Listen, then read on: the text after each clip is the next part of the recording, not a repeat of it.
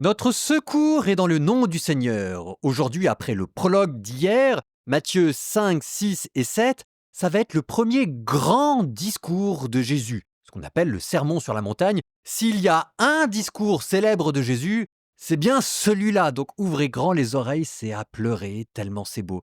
Si jamais je continue de faire le lien avec la Torah, c'est notre premier grand discours. Il y en aura 5, de la même manière qu'il y a 5 livres dans la Torah. Il sera en haut d'une montagne, de la même manière que Moïse avait donné sa loi, en haut d'une montagne. Alors une fois n'est pas coutume, vous me permettrez en guise d'introduction de passer un peu plus de temps sur la structure du sermon sur la montagne, parce que c'est un discours qui est extrêmement structuré, qui a été fait pour être appris par cœur. Et si vous regardez, vous avez une exorde, un milieu, une fin, une péroraison, ce qui reprend les structures classiques de l'art oratoire antique. Donc vous avez au début une exorde, ce qu'on appelle une captatio benevolentiae, où l'orateur, Jésus, essaye de vous prendre par le sens du poil, si jamais vous me permettez l'expression. Ce sera ce qu'on appelle les béatitudes, qui vous rappellent le sens de votre vie. Bienheureux les cœurs purs, ils verront Dieu, ce qu'on appelle la vision béatifique. Ok, ça c'est la captatio benevolentiae, et puis ensuite vous aurez toute une première partie du discours qui va être construit avec des parallèles, avec des antithèses, le tout étant fait pour permettre de mémoriser plus facilement le discours. Vous avez appris qu'il a été dit, moi je vous dis.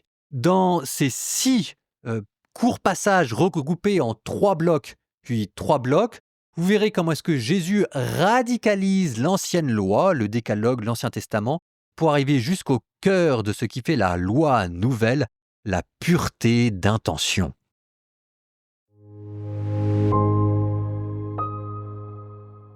Voyant les foules, Jésus gravit la montagne.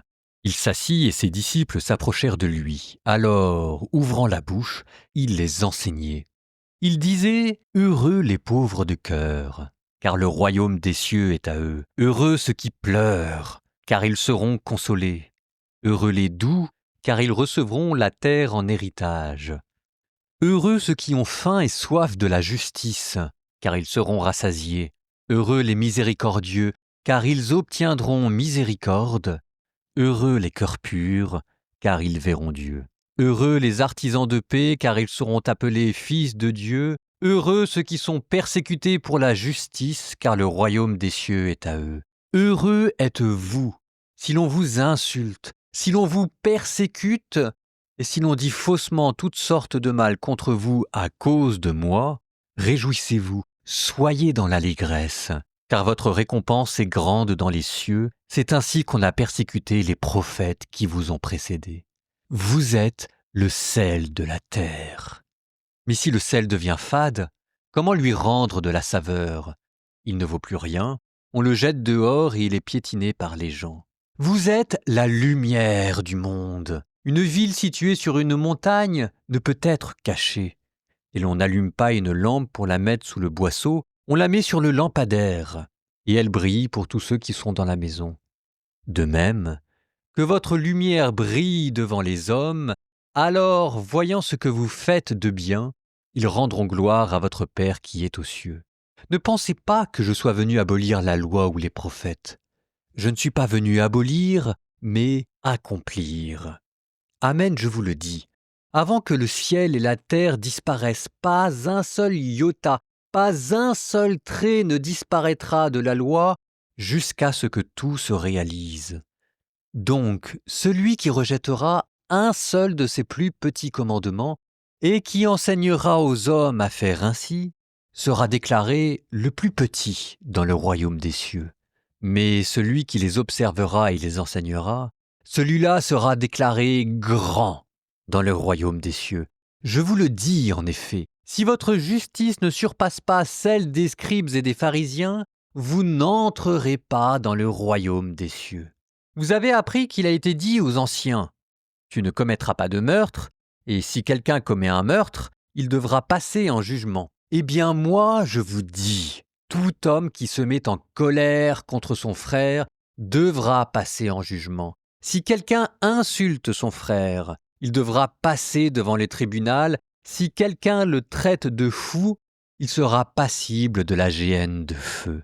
Donc, lorsque tu vas présenter ton offrande à l'autel, si là tu te souviens que ton frère a quelque chose contre toi, laisse ton offrande là, devant l'autel, va d'abord te réconcilier avec ton frère et ensuite viens présenter ton offrande. Mets-toi vite d'accord avec ton adversaire pendant que tu es en chemin avec lui, pour éviter que ton adversaire ne te livre au juge, le juge au garde et qu'on ne te jette en prison.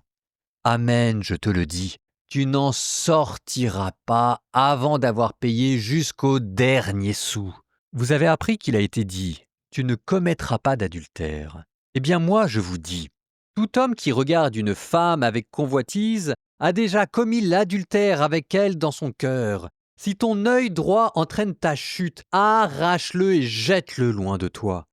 Car mieux vaut pour toi perdre un seul de tes membres que d'avoir ton corps tout entier jeté dans la géhenne. Et si ta main droite entraîne ta chute, coupe-la et jette-la loin de toi. Car mieux vaut pour toi perdre un seul de tes membres que d'avoir ton corps tout entier qui s'en aille dans la géhenne. Il a été dit également, si quelqu'un renvoie sa femme, qu'il lui donne un acte de répudiation.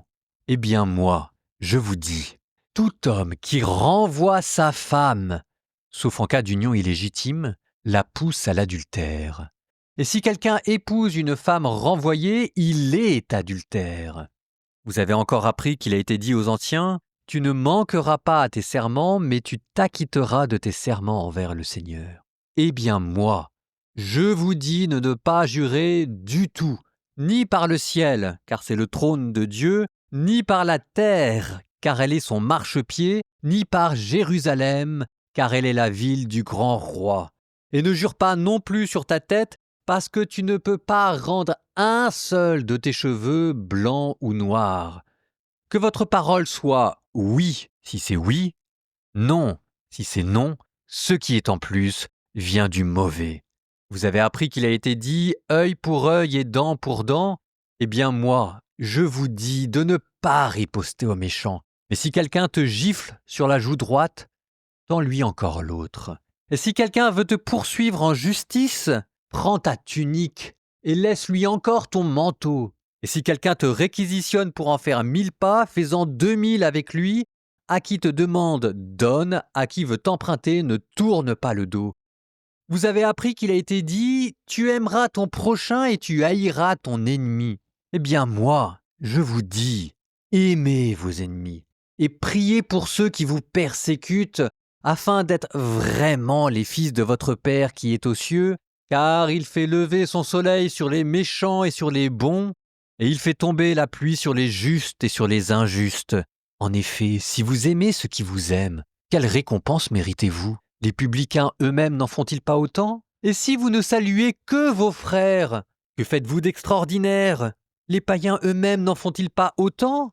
Vous donc, soyez parfaits, comme votre Père céleste est parfait.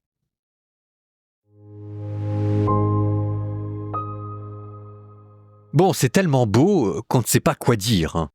Les béatitudes, 8 béatitudes, on dit des béatitudes que c'est la résumé à elle seule de l'évangile. L'évangile en 8 phrases, ce sont ces béatitudes qui vous rappellent 1, que le christianisme est le chemin du bonheur, mais que 2, ce bonheur est paradoxal parce qu'il consiste à passer à travers pas mal de sacrifices. Mais ce qu'il y a de très beau dans ces béatitudes, c'est que vous sentez déjà poindre à travers les sacrifices ou les épreuves que vous pouvez vivre l'espérance et la récompense finale, voir Dieu, la vertu récompensée. Heureux ceux qui sont affamés et assoiffés de justice, ils seront rassasiés.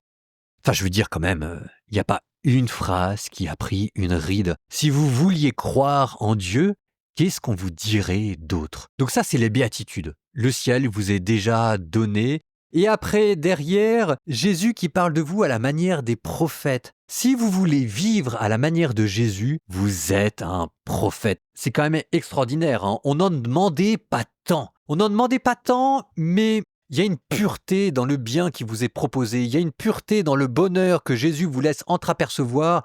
On sait que c'est vrai. On sait que ça existe. On sait qu'il faut lui donner sa vie. Bon, et puis après, vous avez le chemin de la perfection. Une fois que vous avez donné en quelques phrases la lumière, le sel de la terre, les béatitudes, ensuite Jésus vous dit, l'échelle qui vous amène de la terre jusqu'au ciel, c'est l'échelle de la perfection. Soyez parfaits comme votre Père céleste est parfait. Alors, c'est le chemin de la perfection, ça va jusqu'au creux de l'intention. C'est peut-être ce que Jésus voulait dire quand il disait « Celui qui transgresse le plus petit de ses commandements sera tenu pour le plus petit dans le royaume des cieux. » Et Saint Jean Chrysostome commentait en son temps, en son heure, « Le plus petit commandement, c'est la pureté de l'intention. Celui qui néglige cela sera tenu pour petit dans le royaume des cieux. » Alors après, cette pureté d'intention, Jésus l'a fait éclater dans tous les domaines. Dans le domaine de la vie fraternelle, à travers la colère, dans le domaine de la sexualité, à travers la fidélité, dans le domaine du respect de la parole. Alors vous faites attention parce que la manière dont Jésus parle est, si jamais je puis dire, à la manière orientale. C'est-à-dire qu'il en rajoute. Pour vous faire comprendre où est le ciel, il exagère et on est dans l'hyperbole. Si ton œil t'entraîne au péché, arrache-le et jette-le loin de toi. Évidemment que Jésus ne vous en demande pas autant, c'est à prendre dans un sens figuré. Je dis ça parce que si jamais ça paraît évident pour tout le monde, si ton œil t'entraîne au péché, arrache-le et jette-le loin de toi, le nombre de questions que j'ai sur cet autre passage, si on te frappe sur la joue gauche, tends la joue droite. Bon, Jésus qui vous dit, on te frappe sur la joue gauche, tends la joue droite, il n'est pas en train de vous dire de tout accepter. Et évidemment que si jamais vous êtes une femme et que vous êtes tapée par votre mari, on vous demande de vous séparer pour mettre fin à cette injustice qui est le non-respect de votre intégrité physique. Point à la ligne. Et la preuve, c'est que quand Jésus a été arrêté, il y a un garde qui, au nom du grand prêtre juif, lui a mis une claque sur la figure. Et c'était une claque, probablement avec un gant de fer, qui lui a brisé la mâchoire. Et à ce moment-là, quand Jésus était interrogé par Anne et Caïphe et qu'un garde lui a frappé sur la joue gauche, sur la joue droite, on n'a pas vu Jésus tendre l'autre joue. Au contraire, il a dit « Qu'est-ce que j'ai fait de mal ? Dis-le-moi. Si jamais j'ai bien répondu, pourquoi me frappes-tu ? Si jamais j'ai mal répondu, dis-moi ce que j'ai fait. » Donc, ne soyez pas plus papiste que le pape et regardez ce que Jésus a fait. C'est-à-dire qu'on vous appelle à la perfection, on ne vous appelle pas à débrancher votre cerveau, si jamais je puis dire. En attendant, relisez ce passage, il est extraordinaire. Il y a un appel là-dedans, l'amour des ennemis, soyez parfaits comme votre Père céleste est parfait, lui qui fait pleuvoir son soleil sur les justes comme sur les injustes et qui fait lever son soleil sur les bons comme sur les mauvais. Mais c'est à pleurer, on a envie d'y croire, on a envie de lui ressembler, on a envie d'être les fils de Dieu. Enfin bref, transition poétique, on continue notre psaume 118, chaque jour une strophe différente, l'amour de la loi divine, on dit que c'était le psaume préféré de saint Benoît. Psaume 118, bête, verset 9. Comment jeune garder pur son chemin, en observant ta parole. De tout mon cœur je te cherche, garde-moi de fuir tes volontés. Dans mon cœur je conserve tes promesses, pour ne pas faillir envers toi. Toi, Seigneur, tu es béni. Apprends-moi tes commandements.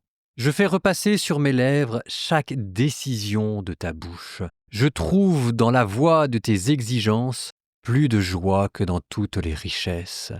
Je veux méditer sur tes préceptes et contempler tes voies. Je trouve en tes commandements mon plaisir. Je n'oublie pas ta parole.